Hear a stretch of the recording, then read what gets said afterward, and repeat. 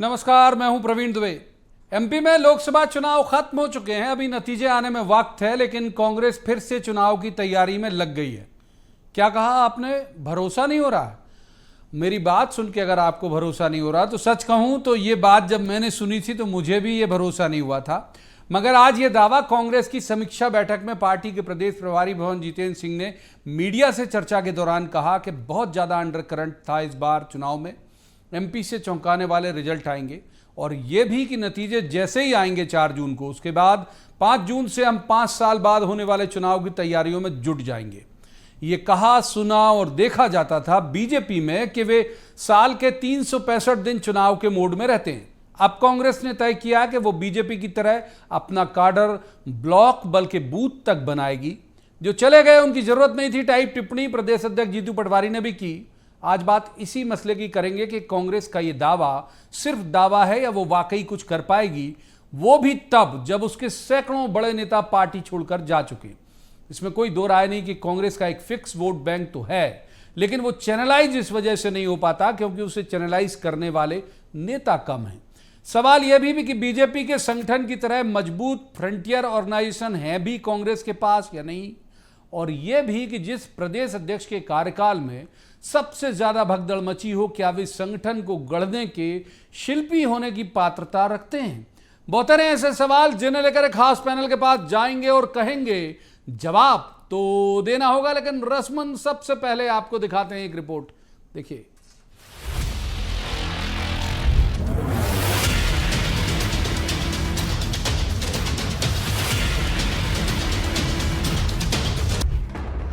MP के लिए लोकसभा चुनाव खत्म हो गए, नतीजे भले ही 4 तारीख को आएंगे, लेकिन कांग्रेस और बीजेपी दोनों ही अब आकलन में जुटे हैं कि क्या खोया और क्या पाया। कांग्रेस के पास खोने के लिए सीटों के लिहाज से और अपने नेताओं के लिहाज से बहुत कुछ है नहीं, पाने की उम्मीद ही है जो बांधे रख सकती है कार्यकर्ताओं को। आज कांग्रेस ने अपने सभी प्रत्याशियों और प्रमुख नेताओं की मीटिंग की।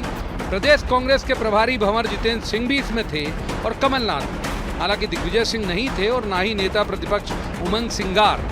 बैठक प्रत्याशियों की भी थी, लेकिन नकुलनाथ भी उसमें नहीं थे। बहरहाल ये तो हुई सूचना, अब बारी खबर की। खबर यह है कि कांग्रेस आज से ही आगामी चुनावों यानी 2028-29 की तैयारी में लग गई है। ऐसा दावा बैठक के बाद हुआ। दावा हुआ कांग्रेस को बीजेपी की तरह काडर बेस्ड पार्टी बनाने का। गांव-गांव तक जाकर कांग्रेस को मजबूत करने का संकल्प भी लिया गया। मीटिंग में ईवीएम का मसला भी आया और गणना के वक्त सरकारी मशीनरी पर नजर रखने का भी। एक कार्यक्रम जिसका नाम है मंथन, उसकी हम शुरुआत कर रहे हैं 15 जून से, और वो कार्यक्रम के तहत हमारे सभी वरिष्ठ नेता ब्लॉकों के अंदर जाएंगे और वहां सभी जो पार्टी के कार्यकर्ता हैं, बूथ के साथी हैं, मंडल सेक्टर के लोग हैं, वहां के जनप्रतिनिधि हैं, पंच हैं, सरपंच हैं, जनपद के सदस्य हैं, जिला परिषद के सदस्य हैं, नगर पालिका के जो मेंबर साहिबान हैं, उनसे मंथन करेंगे, उनसे बात करेंगे। कांग्रेस ने सगर्व उद्घोष तो कर दिया, लेकिन इस राह में रोड़े कितने हैं ये हमें आपको बताने की जरूरत नहीं है। बीजेपी की तरह बिल्कुल नीचे तक जाकर संगठन गढ़ने में जिन शिल्पियों की जरूरत होती है, वो कांग्रेस के पास कितने हैं, और जो हैं वे इस लक्ष्य को लेकर कितने समर्पित हैं, ये बड़ा सवाल। वो कांग्रेस जो चुनाव के कुछ महीने पहले इलेक्शन मोड में आती है, यदि वो 5 साल पहले से तैयारी का दावा करे तो जाहिर है कि बीजेपी के भी कान खड़े तो होंगे ही। हालांकि बीजेपी कह रही कि ना तो उनके पास संगठन है, ना नीयत है और ना ही कार्यकर्ता। ऐसे में जो भी दावे आज हुए हैं वो सिर्फ भाषणबाजी है और कुछ नहीं। कैडर बेस बनाने के लिए नेता लगता है, उसे खपना पड़ता है, नीति लगती है, उस पर विमर्श लगता है, और कैडर बनाने के लिए एक पूरी पांत लगती है जो त्याग तपस्या से जुड़ती है। गप्पों में और भाषणों से कैडर नहीं बना करता। पे मारने के लिए बैठक है, भड़ास निकालने के लिए बैठक है। भरे चुनाव में 7 चरणों में से 4 चरण बीत गए, 5वें चरण का चुनाव हो रहा है। पूर्व प्रदेश अध्यक्ष, पूर्व मुख्यमंत्री, वर्तमान प्रदेश अध्यक्ष, पूर्व मंत्री कहीं किसी राज्य में कहीं कांग्रेस की मदद करने के लिए नहीं गए हैं। कांग्रेस की मुश्किल यही है जो लंबे अरसे से उनके प्रमुख नेता कमलनाथ कहते आ रहे हैं। कि हमारा मुकाबला बीजेपी से नहीं होता, उसके संगठन से होता। जाहिर है कि दोनों के संगठन में बहुत बड़ा फर्क है। दावे और बयान तो ठीक है, लेकिन जमीन तक पहुंचकर संगठन को दोबारा खड़ा करना वाकई कांग्रेस के लिए पहाड़ जैसा लक्ष्य तो है। Bureau report, BSTV। तो उन खास मेहमानों का मैं आपसे तारुफ करा देता हूं जिनके साथ हम इस चर्चा को आगे बढ़ाएंगे। हमारे साथ हैं रविंद्र सिंह तोमर, कांग्रेस के वरिष्ठ नेता हैं, पूर्व विधायक भी हैं, विद्वान प्रवक्ता भी हैं। रविंद्र जी का बहुत बहुत स्वागत। दूसरे मेहमान हैं पंकज चतुर्वेदी, बीजेपी के विद्वान ऊर्जावान प्रवक्ता हैं, पंकज जी का भी बहुत बहुत स्वागत। तो तीसरे मेहमान हैं पवन देवलिया, वरिष्ठ पत्रकार हैं, बहुत अच्छे राजनीतिक विश्लेषक हैं, पवन जी का भी बहुत बहुत स्वागत है। जाहिर तौर पर आज शुरुआत की जाएगी रविंद्र जी से। रविंद्र जी, ये जिस तरह से जितनी आसानी और सहजता से बोला गया, ये लक्ष्य आपको लगता है कि उतना ही सहज होगा कार्डर बेस पार्टी बनाना आप लोगों के लिए? सब कुछ संभव है। कार्डर बेस पार्टी बनाने के लिए तो हमारे यहाँ पार्टी में काफी आदरणीय कमलनाथ जी ने संगठन को धरातल तक पहुंचाने का काम किया, बूथ लेवल तक, और वो संगठन बना बनाया है। और उसको धार देने के लिए हमारे जो नव अध्यक्ष हैं जीतू पटवारी जी, वो भी बहुत ही ऊर्जावान है और मैं समझता हूँ बहुत लगनशील मेहनतकश हैं। तो मुझे लगता है कि कैडर को मजबूत करने में कोई बड़ी कठिनाई वाला काम नहीं है। तो इसलिए जो पार्टी ने कहा है वो बिल्कुल हम लोग करके दिखाएंगे। और पहले तो ये भी असंभव था, आदरणीय राहुल गांधी जी के लिए कोई सोच सकता था कि वो 10,000 किलोमीटर की पैदल यात्रा करेंगे भारत में? तो ये मतलब कोई ऐसी मुश्किल काम नहीं है। ठीक है, पंकज जी को इन कर लेते, आऊंगा रविंद्र जी, पंकज जी को इन कर लेते। पंकज जी, ये आपके बारे में कहा सुना देखा जाता था कि ये पार्टी 365 दिन इलेक्शन के मोड में रहती है। अब इन्होंने भी तय कर लिया 4 जून को नतीजे आएंगे, 5 जून से ही अगले लोकसभा चुनाव की तैयारी कर देंगे। तो अब आप लोग सतर्क हो जाइए। उन्होंने क्या कहा, पर मैं भंवर सिंह जी, जितेंद्र सिंह जी की बात सुनो तो उन्होंने कहा कि ये मंथन होगा। तो बड़ा सवाल है प्रभु जी, मंथन में जो विष निकलेगा उसको कौन ग्रहण करेगा? कौन बनेगा प्रभु शिव शंकर जो हलाल को लेगा? नीलकंठ कौन बनेगा? कभी कांग्रेस में नहीं। आज सज्जन सिंह वर्मा जी ने जिस प्रकार कमलनाथ का के गुट का होने का परिचय दिया, जितेंद्र पटवारी की बेइज्जती करी सबके सामने। उन्होंने कहा कि डरपोक, निकम्मा और लचर नेतृत्व है जिसने विधानसभा में कार्रवाई नहीं करी, लोकसभा ने कही, इसका खामियाजा हम भुगतेंगे। ये कह रहे हैं कि साहब अंडर करंट था प्रवीण जी। ये आदरणीय पवन देवलिया जी बैठे हैं हमारे साथ में, मेरे मित्र मार्गदर्शक दोनों हैं, पर मैं इनसे मैं और ये तीनों थे विधानसभा के पहले, तब भी असहमत था। और एक चर्चा थी कि अंडर करंट है, भारतीय जनता पार्टी की सरकार गई, कांग्रेस सरकार बनेगी, कमलनाथ के पोस्टर लगे, ढेरों बातें। नतीजा क्या रहा सर? 100 सीटों के अंतर से भारतीय जनता पार्टी को जीत हासिल हुई, कांग्रेस बुरी तरीके से पराजित हुई। तब भी कमलनाथ जी का संगठन था, कांग्रेस का संगठन था। समस्या प्रवीण जी सिर्फ यह है कि शिल्पी नहीं, इनके पास सिल्की लोग हैं, सिल्क के जैसे छुई मुई, एकदम चमकदार कुर्ता, बड़ी गाड़ी, बड़े बड़े फोन, कलफ में जाएंगे, कलफ में आएंगे। तो कलफ उतरेगा ना तो फिर जनता का कलफ नहीं चढ़ पाता सर। और कांग्रेस की कलफ उतरने को तैयार नहीं, रस्सी चल गई, बल नहीं गए। आज सज्जन सिंह ने जो कहा वो सच कहा, और वही कांग्रेस का असली चेहरा। ये कुछ नहीं कर सकते नकल के लिए, जिस शकल की आवश्यकता वो कहां से लाएंगे प्रवीण जी? संगठन कहां से लेकर आएंगे? कौन क्या व्यवस्था करेगा? क्यों दिग्विजय सिंह जी गैर हाजिर? क्यों नकुल नाथ गैर हाजिर? ये सारे सवाल हैं।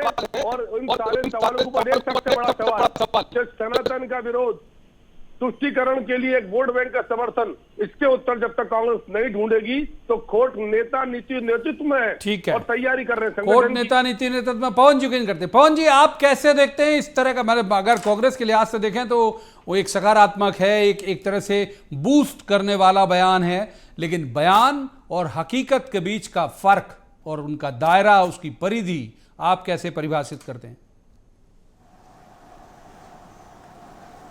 देखिए प्रवीण जी, जैसा आपने कहा कि बयान है, हकीकत क्या है, इन सब चीज़ों में अगर अंदर की बात करें तो बैठक का मुद्दा कुछ और था और बाहर जो मीडिया को बताया गया वो कुछ और था। तो मुझे लगता है कि बैठक का जो मुद्दा था वो ये था कि कांग्रेस के प्रत्याशियों को बुलाया गया, उनसे मतगणना में किस तरह की तैयारियां करना है उस पर रणनीति बनाने को लेके,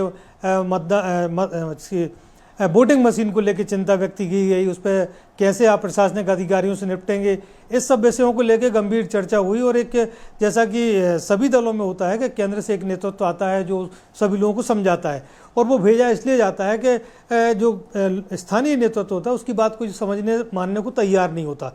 इसलिए दिल्ली से जितेंद्र भंवर सिंह जी आए, और उन्होंने जो प्रत्याशी थे उनको अपनी वो सब बातें की जो संगठन को बताना चाहिए।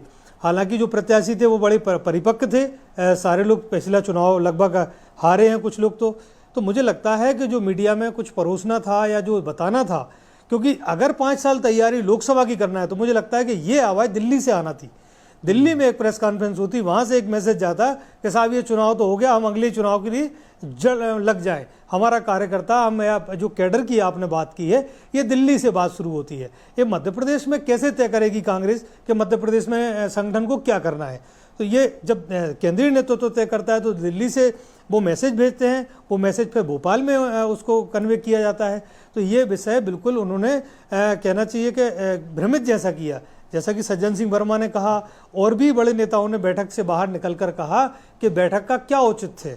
बहुत सारे ऐसी अंदर की जो बातें हुई हैं, मुझे लगता है कि उन सब चीज़ों को ढांकने के लिए उन्होंने एक दिशा को अलग दिशा देने की कोशिश की है। पूरे हेडलाइन बनाना जिसे कहते हैं। रविंद्र जी को इन कहते हैं। रविंद्र जी, पवन जी भी गैर राजनीतिक व्यक्ति, उनका आकलन भी यही कि हेडलाइन बनाने के लिए ये सब चीजें कह दी गई। अगर काडर बनाना होता तो दिल्ली से तय होता। और दूसरी बात यह है कि क्राइसिस तो है ना आपके यहाँ, नेता बहुत सारे छोड़ के चले गए, काडर कैसे इतनी आसानी से बन जाएगा?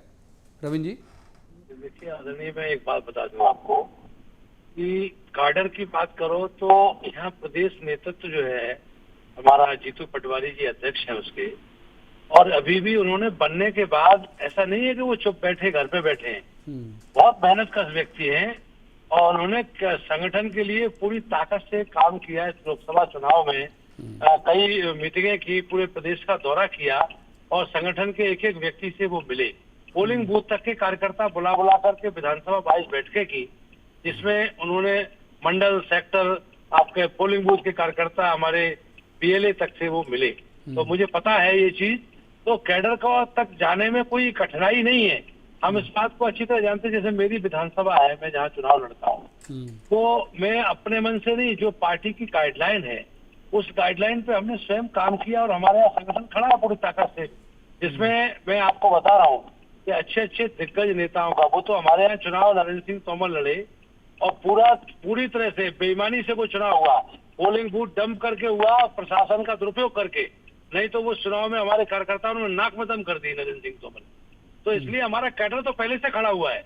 हर विधानसभा में पोलिंग बूथ तक हम खड़े हुए और उसको मजबूत धार देने के लिए अगर ये बयान दिया है तो उसमें सच्चाई है, इसमें कोई बुराई नहीं है। रहा सवाल दिल्ली से बयान जारी होना चाहिए, दिल्ली से भी बयान जारी होगा। दिल्ली के सारे जो है पूरे देश में हमारे जो हमारा संगठन है, राष्ट्रीय संगठन जो सारा करता है, उसी में हम लोग काम करते हैं। हमारा प्रदेश संगठन, राष्ट्रीय संगठन, जिले का, ब्लॉक का और मंडल तक और हम बूथ तक जो कार्यकर्ता है, सब एक कड़ी में जुड़ करके काम कर रहे हैं। और इसमें मैं समझता हूँ किसी दल को क्या आपत्ति होनी चाहिए। भारतीय जनता पार्टी संगठन के लिए क्या कर रही है, हमें कोई टेंशन नहीं है। हम संगठन के लिए कैसे काम करें, हमारा आउटलुक है।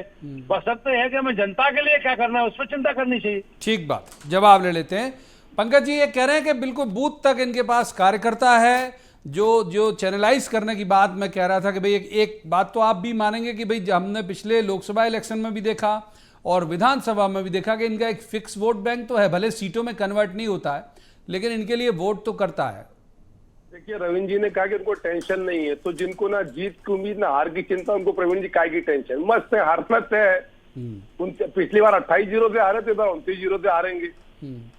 तो ये ऐसी स्थिति है। और प्रवीण जी बयान जब देना और बयान मैदान दोनों अलग है। कांग्रेस के लोग बयान के एक्सपर्ट है, स्टूडियो में बढ़िया बयान, आप सोशल मीडिया देख लो, ऐसा लगा इनसे चक्री कोई नहीं पूरे देश भर में। और ये राहुल गांधी जी से विसंगति चली नहीं चतक आई है। फिर दूसरा, रविंद्र जी ने कहाँ की बात करी, किस चीज का संदेह इनके मन में, कि अपने चुनाव की बात कर ली कि हमारी दादागिरी हुई चुनाव में। अरे दादा 163 सीटों में दादागिरी थोड़ी होगी भैया। कब तक इस गलतफहमी में रहोगे और सत्य कथन करते रहोगे? सच को का सामना करो कि कांग्रेस पार्टी सनातन विरोधियों की पार्टी है। कांग्रेस पार्टी ओबीसी SC/ST का आरक्षण लूटकर मुसलमानों को देना चाहती है। कांग्रेस पार्टी 15% बजट मुसलमानों की बनाना चाहती है।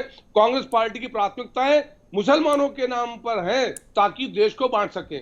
इस पे जब तक काम नहीं करेंगे, इनके प्रवीण जी 5 लाख लोग चले गए ये जितेंद्र भाई पटवारी जी के प्रदेश अध्यक्ष बनने के बाद, आज तक कार्यकारिणी डिक्लेयर करने की ताकत नहीं जुटा पाए, 4-6 महीने हो गए बने हुए, ये स्थिति है। और जिनका नाम भंवर है वो भंवर से निकालने आए पार्टी को सर।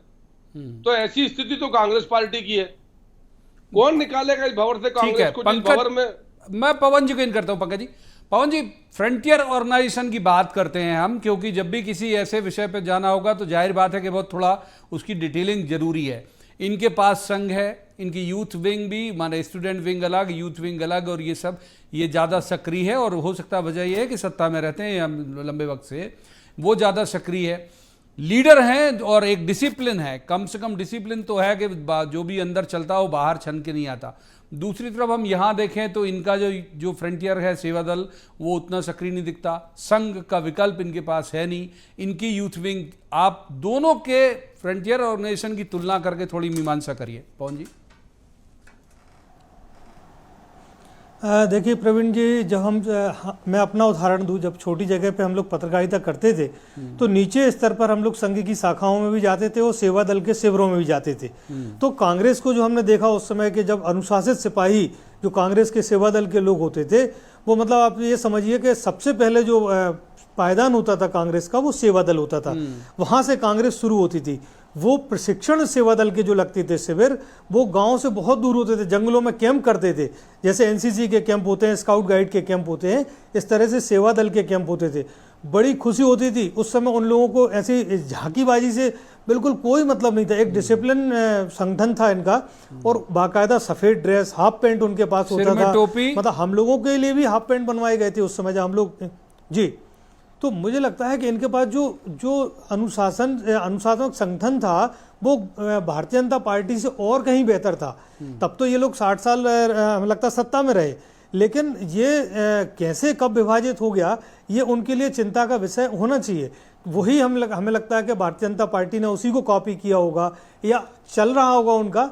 लेकिन कांग्रेस की जो दुर्गति हुई है वो यही हुई है कि उनके जो मूल संगठन थे, युवक कांग्रेस की एक ललकार होती थी, पूरे प्रदेश में हाहाकार मच जाता था कि कहाँ कौन रोड जाम कर देगा, क्या हो जाएगा। और वहाँ से जो नेता निकलते थे वो बड़े बड़े नेता बने। सुरेश पचौरी आप देखिए, सुरेश सिंह, बहुत सारे ऐसे नेता, सुरजेवाला हैं, बहुत सारे ऐसे नेता हैं जो युवा कांग्रेस से निकल के आए, यूएनएसयूआई से निकल के आए हैं। तो इनका जो मूल संगठन था, जहाँ से कार्यकर्ता तैयार होता था, वो संगठन पूरी तरह धराशायी हो चुका। जब तक उस संगठन को कांग्रेस मजबूत नहीं करेगी, अब इन्होंने वोटिंग के आधार पर जो है चयन कर दिया पदों का कि कांग्रेस के प्रत्याशी होगा, कांग्रेस का प्रत्याशी होगा तो उसको इतने वोट मिलना चाहिए, लोकसभा का प्रत्याशी होगा उनका युवक कांग्रेस का। ये कहाँ चलता है कि लोकसभा का प्रभारी होगा, अता पता नहीं है कांग्रेस के संगठनों का। लेकिन उसके बाद भी कांग्रेस चिंता नहीं कर रही है। और हम तो ये कहते हैं कि आप चलिए जो बीती बातें भूल जाएं, आप भारतीय जनता पार्टी को कॉपी कर लीजिए। इनके संगठन मंत्री किस तरह से मेहनत करते हैं वो हमने भी देखा, उनके भी हमने प्रशिक्षण शिविरों को, अभ्यास शिविरों को हमने अटेंड किया। तो वो जो कार्यशैली होती थी, भारतीय जनता पार्टी का कार्यकर्ता चू चपाट नहीं कर पाता था। जो वहां से आदेश आ गया उसका भाई साहब अक्षरशः पालन होना है। तो जी मुझे जवाब लगता लेते है एक बार आपने महत्वपूर्ण बात की। रविंद्र जी हमारे साथ जुड़े हुए। रविंद्र जी, एक महत्वपूर्ण बात जो मैंने पवन जी से कही यथावत आपकी तरफ लाता हूं, थोड़ा सा एड ऑन ये कर देता हूं कि भाई जब आपका संगठन एक तरह से धराशायी सा दिखेगा, ऐसे ध्वनित हो रहा है कि जैसे पवन जी की बात को ही आगे बढ़ा रहा हूं कि नेता ज्यादा हैं, कार्यकर्ता कम हैं, और जो नेता हैं वो कुछ चले गए, जो बचे वो नेता बच गए। तो बिना कार्यकर्ता कैसे बड़ा संगठन खड़ा होगा, कैसे जीतोगे आप इतने ताकतवर विपक्ष से? संगठन अगर देखा जाए तो भारतीय जनता पार्टी का जो मूल कार्यकर्ता है वो ही भ्रमित है बुरी तरह से। ये वोट बैंक कम हुआ है, अभी ये परसेंटेज जो कम हुआ है उसके इस पे चिंता करें अगर तो क्यों कम हुआ है? सत्ता की तरफ से निराशा। और भारतीय जनता पार्टी में जो भर्ती हो गए बाहर से लोगों को बुला के, जिनको वॉशिंग मशीन से धुल करके साफ कर लिया है, तो वो कार्यकर्ता में मायूसी है और कार्यकर्ता पूरी तरह से खत्म है भारतीय जनता पार्टी का। और हमारा कांग्रेस का कैडर बहुत मजबूत हो रहा है और हम बढ़ रहे हैं लगातार संगठन में। अभी आदरणीय जो बात कही वो बात सही बात कही। उन्होंने ये कहा है ना कि हमको ये सेवा दल के संगठन को मजबूती करनी चाहिए, तो ये बात सही है। मेरी आवाज आ रही? जी हाँ बिल्कुल आ रही, बोलिए। हाँ, मेरी ये बात सही है कि हमें सेवा दल को और मजबूत करना है, क्योंकि हम मंडल, सेक्टर, बूथ लेवल पर तक पहुंच गए, लेकिन हमारा एक अनुशासन संगठन जो सेवा दल है, उस सेवा दल की तरफ पूरा ध्यान पार्टी का जा रहा है और पूरी तरह से हम उसको मजबूती से खड़ा करेंगे। और निश्चित रूप से इस बार जो हमारा जो विधानसभा के लेवल पे चाहे लोकसभा के लेवल पे कार्यकर्ता ने बड़ी शिद्दत से बड़ी ईमानदारी से काम किया है और उसका रिजल्ट आएगा। इंडिया गठबंधन की 4 तारीख को जब रिजल्ट आएगा तो 51% प्लस वोट है, सरकार बनेगी और भारतीय जनता पार्टी की तानाशाही खत्म होगी। पंकज जी को इन कर लेते हैं। पंकज जी, जो शब्द से तो नहीं कहा, लेकिन रविंद्र जी की बात का जितना मैं तर्जुमा कर पाया, जो ध्वनित हो रहा है वो इस तरह से ध्वनित हो रहा है कि भाई उन्होंने पूरी चीज़ें तैयार कर ली, अपने संगठन को दोबारा जिंदा कर लिया, और कमोबेश जीतू पटवारी ने जो आज बात कही थी मैं सुना दे रहा हूँ, उसका शब्द से नहीं लेकिन भाव वही था कि जो भीतर घाती थे, जो पार्टी को हराते थे वो चले गए, अब जो बचे हैं वो निष्ठावान लोग बचे हैं। पंकज जी। प्रवीण जी, 5 लाख लोग अकेले मध्य प्रदेश में गए सर। 5 लाख भीतर घाती किसी पार्टी में सर। मतलब पटवारी जी और राहुल गांधी जी कौन सी बुद्धि वटी खाते हैं भगवान जाने, पर 5 लाख लोग सर 6 अप्रैल को भाजपा के स्थापना दिवस पर ही हर बूथ पर 2-2 लोग को मिलाए तो 1.25 लाख से ज्यादा कांग्रेस कार्यकर्ता बीजेपी में आए। 12 से ज्यादा सीएम, 40 से 50 से ज्यादा पूर्व कैबिनेट मंत्री, सांसद, विधायक, ऐसे करीब हजारों लोगों की श्रृंखला है। लाखों कार्यकर्ता पार्टी छोड़कर आ चुके और पटवारी जी, राहुल गांधी जी अभी भी भ्रम में और कह रहे हैं मजबूत करेंगे। मतलब चुनाव तो ऑलरेडी जीत ही गए ये भैया। हमारे तोमर साहब कह रहे हैं कि जो लो वोटिंग परसेंटेज है वो सत्ता के प्रति रुझान है।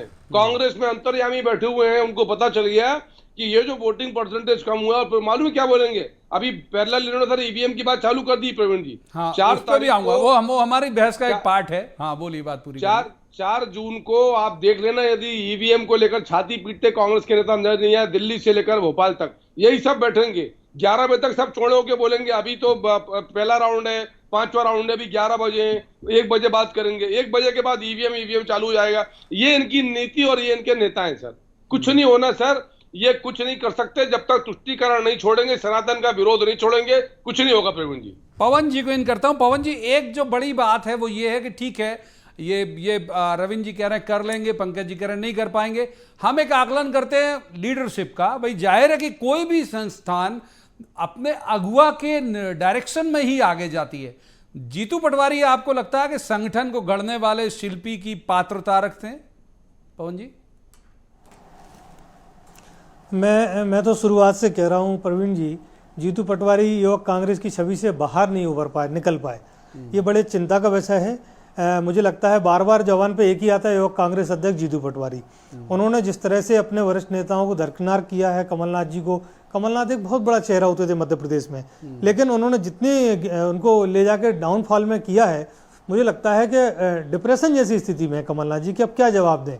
तो ये एक बड़ा उपाहों की स्थिति है कांग्रेस में, और मुझे नहीं लगता कि कांग्रेस के पास अभी वर्तमान परिदृश्य में ऐसा कोई नेतृत्व है या इनके जीतू पटवारी के उसमें जो काम कर सके, क्योंकि बड़े बड़े नेताओं का जाना और फिर जब वापसी करेंगे उनकी, तो यादव वर्सेस यादव नहीं पार्टी में गए कांग्रेस के बड़े नेता फिर वापस होंगे। जवाब में अरुण यादव। पवन जी, बिल्कुल संभव है। और अभी देखना आप, ये सब चीजें जब शुरू होंगी, खेमेबाजी शुरू होगी जीतू पटवारी और उमंग सिंघार के बीच में, होना है, बिल्कुल तय है। ये अभी कितनी भी बातें कर लें, लेकिन वो बातें रुकने वाली नहीं है जो इस बीच में हुई हैं विधानसभा चुनाव और लोकसभा चुनाव के बीच में। तो ये सारी चीज़ें जो है ना कांग्रेस में और कलह का कारण बनेंगी। और जो बड़ी बड़ी बयानबाजी कर रहे हैं, कांग्रेस के जो बड़े नेता वापसी करने की स्थिति में होंगे, वो वापसी ना करके घर बैठ जाएंगे। ये किन मार्गदर्शकों के यही सवाल लेके आपके तरफ आता हूं कि पंकज जी 5 लाख कह रहे हैं। मेरे पास ये है एक सूचना कि भाई लगभग तकरीबन 22,000 पदाधिकारी, 3 एमएलए और बाकी के और भी लोग पार्टी छोड़ के चले गए। आपको लगता है कि जीतू जी के दौरान ये भगदड़ मची, तो यही सवाल कि क्या वो जब भगदड़ नहीं रोक पाए तो संगठन नया गढ़ पाएंगे? ये उम्मीद है आपको? एक आपने बयान और सुना होगा, मीडिया के माध्यम से मैंने सुना है कि मैं तो यारी दोस्ती में चला गया था मंच पे, मैंने अभी कांग्रेस छोड़ी नहीं है। ये बयान भी तो आए। तो बहुत सारे लोग ऐसे भी हैं कि जो दबाव में चले तो गए, लेकिन वो अंदर से कहीं ना कहीं कुपित हैं। दूसरी बात ये है कि रहा सवाल संगठन का, मैं तो एक बात कहता हूँ कि संगठन तो अपना पार्टी का बेस बनाएंगे ही, लेकिन इससे साथ साथ भारतीय जनता पार्टी के लोगों से ये भी तो पूछो कि जनता जो त्राहिमाम बोल रही है महंगाई से, बेरोजगारी से और भ्रष्टाचारी से, उससे क्या मुक्ति दिलाएंगे? ये तुष्टीकरण और हिंदू मुस्लिम की बात कर करके ये कब तक जो है जनता को भ्रमित करेंगे? विषय ये भी तो है जो नौजवान को रोजगार चाहिए, गरीब को रोटी चाहिए, महंगाई चरम सीमा पे, आम आदमी की, गरीब आदमी की ठीक है, कमर तो टूटती तुरंत जवाब ले लेते हैं। आपने इस सवाल का, पंकज जवाब दीजिए। लगता है कि रविंद्र जी और प्रवीण जी की पार्टी को प्रवीण जी पूरा अधिकार है अपनी योजना रणनीति बनाने का, पर जब तक धरातल पर नहीं आएंगे ना तब तक काम बनेगा नहीं। जिन विषयों का रविंद्र जी उल्लेख कर रहे हैं उन पर पिछले 10 साल से देश भर में पराजित हो रहे हैं, राज्यों में, लोकसभाओं में, विधानसभाओं में, नगर निगम में, नगर पालिका में, सब जगह हार रहे हैं और बराबर यही चीज बात करते हैं। आप सोचिए विसंगति प्रवीण जी के 1971 में इंदिरा गांधी जी बोलती हैं गरीबी हटाएंगे, आज 24 में राहुल गांधी जी बोल रहे हैं गरीबी हटाएंगे। राहुल भैया ने कहा कि हम 15 अगस्त तक 30 लाख नौकरी दे देंगे। प्रवीण जी इनको पता है राहुल गांधी जी को कितनी नौकरी केंद्र सरकार में? 40 लाख पद है। राज्यसभा में अभी 2022-23 की रिपोर्ट है, उसमें तो 31.5 लाख पद भरे। कहां से भैया 30 लाख पद दोगे? हर माता बहन ठीक है पंकज जी, माफ कीजिए, वक्त इजाजत नहीं देता इससे ज्यादा आगे जाने के लिए। बहुत बहुत शुक्रिया तीनों मेहमानों का इस चर्चा में शामिल होने के लिए। लेकिन ये बात, इस बात पर जरूर गौर करना चाहिए कि ऐसे प्रदेश अध्यक्ष जिनके कार्यकाल में इतनी ज्यादा भगदड़ मची हो, यदि उन्हें अगुवा बना दिया गया संगठन को गढ़ने का, तो जिस बात से हमने अपने पैकेज में जो बात कही थी वही बोल के मैं बात को ख़त्म भी करूंगा कि बहुत पहाड़ जैसा लक्ष्य होगा, हासिल कर पाएगी क्या कांग्रेस? ये भविष्य के गर्त में है। अभी आज की इस चर्चा में इतना ही। कल किसी खास मसले पर खास पैनल के साथ बैठकर कहेंगे जवाब तो देना होगा। आप देखते रहिए BS TV।